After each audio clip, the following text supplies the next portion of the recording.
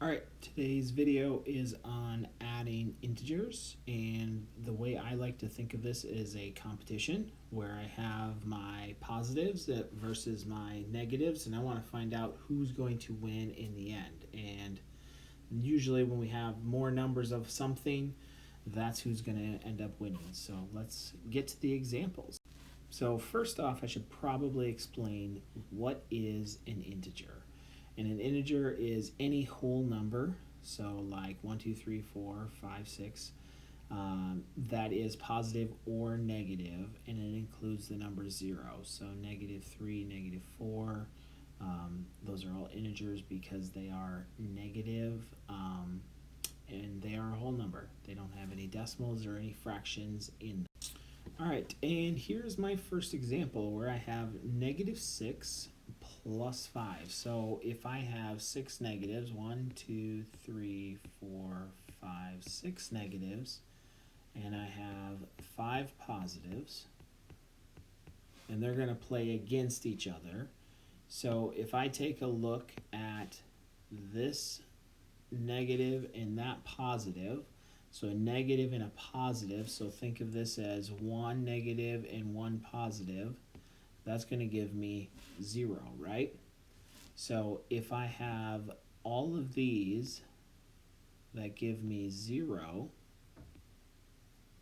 which is 5 pairs, and I'm left with 1 negative, my answer is going to give me a negative 1.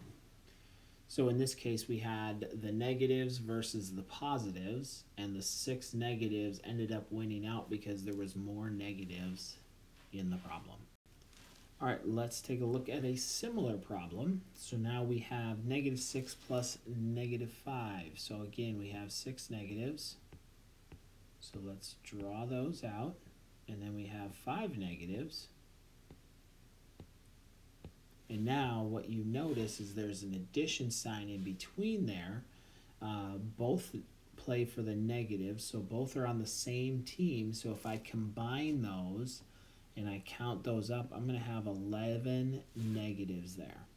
Or if I had negative tiles, then I would have 11 negative tiles there. So in this case, we have a negative 11.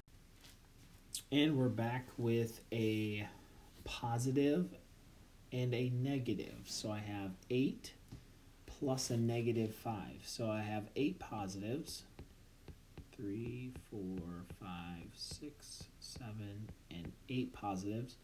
And then I have my 5 negatives. And remember, those make 0. So I'm just circling my 0 pairs to remove them, and what am I left with? 3 positives, and we don't need to put a plus sign in front of it or anything like that because just the number 3, we recognize it as positive 3.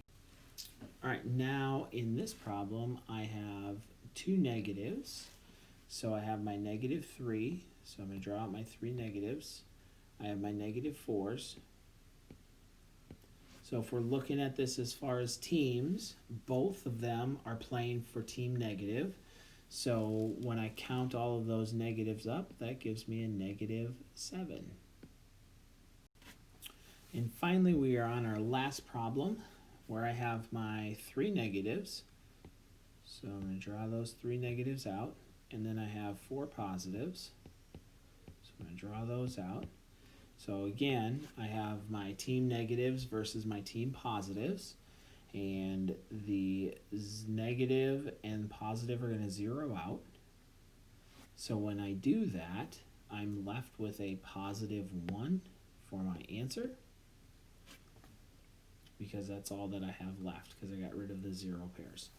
Okay, so hopefully if you're a sports person or you understand the teams versus teams, obviously according to my hat I am a sports person, but if you use the teams and have an understanding of where your 0 pairs are, maybe draw out what your algebra or not your algebra tiles, but what your integer tiles would look like as far as having positives and negatives. And then that'll help you to figure out who's going to win the different battles and what sign to take for your end answer. Okay, so ultimately, different signs I'm going to subtract, same signs I'm going to add them together. Trick is when I subtract, the team with more is going to win, whether that's more negatives or it's more positives. All right, so hopefully this video helps you to understand that.